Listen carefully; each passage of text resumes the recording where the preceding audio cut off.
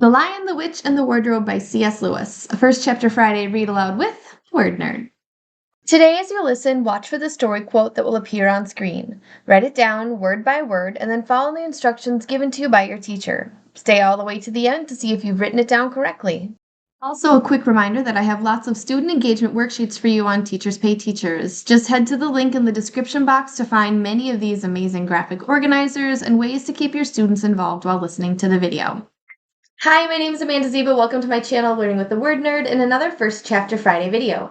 This week I'm going to be reading to you from The Lion, the Witch, and the Wardrobe. Now, my book is so big because it includes all 7 of the stories in the Chronicle of Narnia series. And little known fact, I was surprised to find this out actually, that The Lion, the Witch, and the Wardrobe, while it's probably one of the most famous books in the series, it's not actually the first one.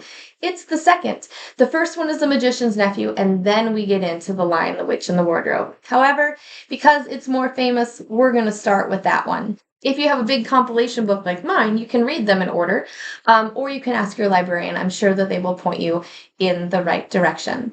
I'm going to read you the back to give you a little bit of context about this story and the series and its creator, and then I will read you chapter 1. Journeys to the end of the earth, fantastic creatures, and epic battles between good and evil.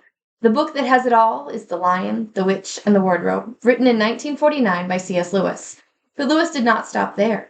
6 more books followed, and together they became known as the Chronicles of Narnia.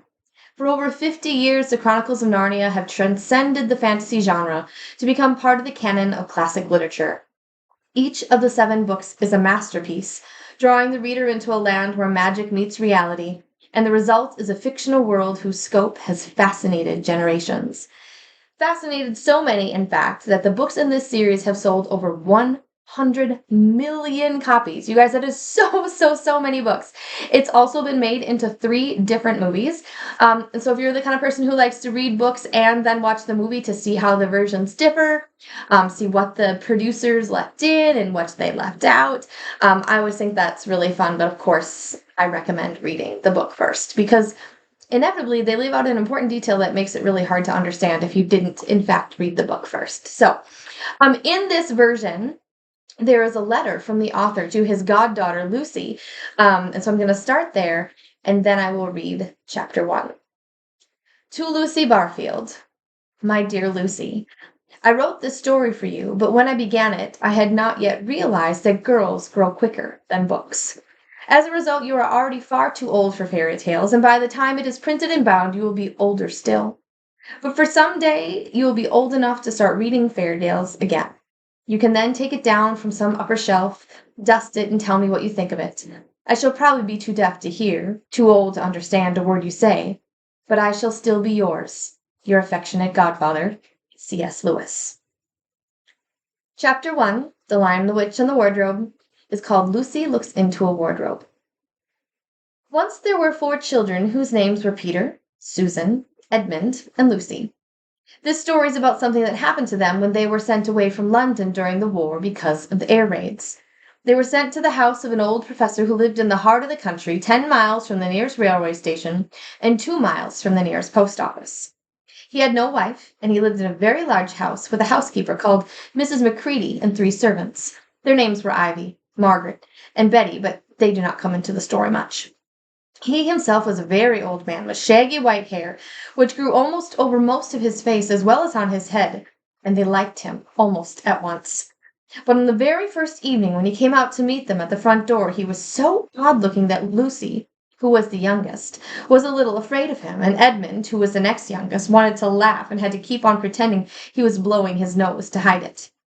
As soon as they had said good night to the professor and gone upstairs on the first night, the boys came into the girls' room and they talked it all over.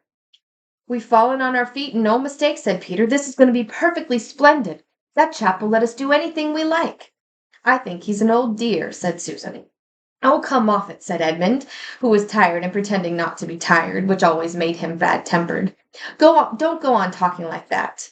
Like what? Said Susan. And anyway, it's time you were in bed. Trying to talk like mother, said Edmund. And who are you to say when I'm to go to bed? Go to bed yourself. Hadn't we all better go to bed, said Lucy. There's sure to be a row if we're heard talking here. No, there won't, said Peter. I tell you this is the sort of house where no one's going to mind what we do. And anyway, they won't hear us. It's about 10 minutes walk from here down to that dining room, and any amount of stairs and passages in between." "What's that noise?" said Lucy suddenly. It was a far larger house than she had ever been in before, and the thought of all those long passages and rows of doors leading into empty rooms was beginning to make her feel a little creepy. "It's only a bird, silly," said Edmund. "It's an owl," said Peter. "This is going to be a wonderful place for birds. I shall go to bed now. I say let's go and explore tomorrow. You might find anything in a place like this. Did you see those mountains as we came along in the woods? There might be eagles. There might be stags. There'll be hawks." "Badgers," said Lucy. "Foxes," said Edmund. "Rabbits," said Susan. But the next morning came, and there was a steady rain falling, so thick that when you looked out the window you could see neither the mountains nor the woods, nor even the stream and the garden. "Of course it would be raining," said Edmund. They had just finished their breakfast with the professor and were upstairs in the room he had set apart for them, a long, low room with 2 windows looking out in the direction and 2 in another. "Do stop grumbling, Ed," said Susan. 10 to 1 it'll clear up in an hour or so, and in the meantime we're pretty well off. There's a wireless and lots of books." "Not for me," said Peter. "I'm going to explore the house." Everyone agreed to this, and that was how the adventures began. It was a sort of house that you never seemed to come to the end of, and it was full of unexpected places. The first few doors they tried led only to spare bedrooms, and as everyone had expected they would, but soon they came to a very long room full of pictures, and there they found a suit of armor, and after that was a room hung all with green and a harp in one corner. And then came 3 steps down and 5 steps up, and then a kind of little upstairs hall and a door that led out onto a balcony, and then a whole series of rooms that led into each other and were lined with books, most of them very old books, and some of them bigger even than a Bible in a church. And shortly after that they looked into a room that was quite empty, except for one big wardrobe, the sort that has a looking-glass in the door. There was nothing else in the room at all, except a dead blue bottle on the window-sill. "Nothing here," said Peter, and they all trooped out again, all except Lucy. She stayed behind because she thought it would be worth while trying the door of the wardrobe, even though she felt almost sure it would be locked. But to her surprise, it opened quite easily, and 2 mothballs dropped out. Looking into the inside, she saw several coats hanging up, mostly long fur coats. There was nothing Lucy liked so much as the smell and feel of fur. She immediately stepped into the wardrobe and got in among the coats and rubbed her face against them, leaving the door open, of course, because she knew that it would be very foolish to shut oneself inside any wardrobe. Soon she went further in and found that there was a second row of coats hanging up behind the first row. It was almost quite dark in there, and she kept her arms stretched out in front of her so as not to bump her face into the back of the wardrobe. She took a step further in, then 2 or 3 steps, always expecting to feel woodwork against the tips of her fingers, but she could not feel it. "This must be an enormous wardrobe," thought Lucy, going still further in and pushing the soft folds of the coats aside to make room for her. Then she noticed that there was something crunching under her feet. "I wonder, is that more mothballs?" she thought, stooping down to feel it with her hand. But instead of feeling the hard, smooth wood of the floor of the wardrobe, she felt something soft and powdery and extremely cold.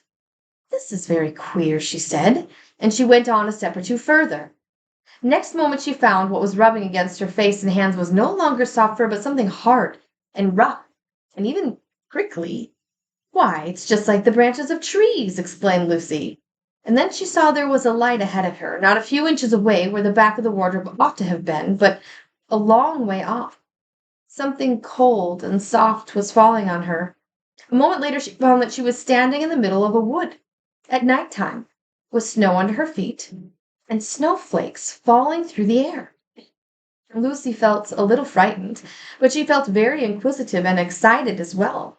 She looked back over her shoulder, and there between the dark tree trunks she could still see the open doorway of the wardrobe, and even catch a glimpse of the empty room from which she had set out. She had, of course, left the door open, for she knew that it was a very silly thing to shut oneself in a wardrobe. It seemed to be still daylight there. "I can always get back if something goes wrong," thought Lucy. She began to walk forward, crunch, crunch, over the snow and through the wood towards the other light. In about 10 minutes she reached it and found it was a lamp-post. She stood looking at it, wondering why there was a lamp-post in the middle of a wood and wondering what to do next. She heard a pitter-patter of feet coming towards her, and soon after that a very strange person stepped out from among the trees and into the light of the lamp-post. He was only a little taller than Lucy herself, and he carried over his head an umbrella, white with snow. From the waist upwards he was like a man, but his legs were shaped like a goat's. Hair on them was glossy and black, and instead of feet he had goat's hooves. He also had a tail, but Lucy did not notice at first because it was nearly caught up and over the arm and held under the umbrella so as to keep it from trailing in the snow. He had a red woolen muffler around his neck, and his skin was rather reddish too. He had a strange but pleasant little face, with short pointed beard and curly hair, and out of the hair there stuck 2 horns, one on each side of his forehead. One of his hands, as I have said, held the umbrella. In the other arm he carried several brown paper parcels. What with the parcels and the snow, it looked like he had just been doing his Christmas shopping. He was a fawn, and when he saw Lucy he gave such a start of surprise that he dropped all his parcels. "Goodness gracious me!" exclaimed the fawn. If you want to find out what happens next, you can pick up a copy of The Lion, the Witch, and the Wardrobe and any of the other books in the Chronicle of Narnia series. And I hope that you love them. Thank you so much for joining me for this First Chapter Friday video, and I'll see you again next time. Happy reading! To continue reading The Lion, the Witch, and the Wardrobe by C.S. Lewis, pick up a copy from your school library, purchase one from your favorite local indie bookstore, or grab it via the link in the description box. Then be sure to check out the rest of the First Chapter Friday playlist. I've got over 125 amazing middle grade and young adult novels waiting for you, and I'm adding more each week. This week's mystery manuscript quote says, "And so for a time it looked as if all the adventures were coming to an end. But that was not to be." Thanks so much for joining me here on my channel, Learning with the Word Nerd. I hope you'll come back again for another First Chapter Friday and check out these other places online where I have more great content for you. We'll see you again next time. Happy reading.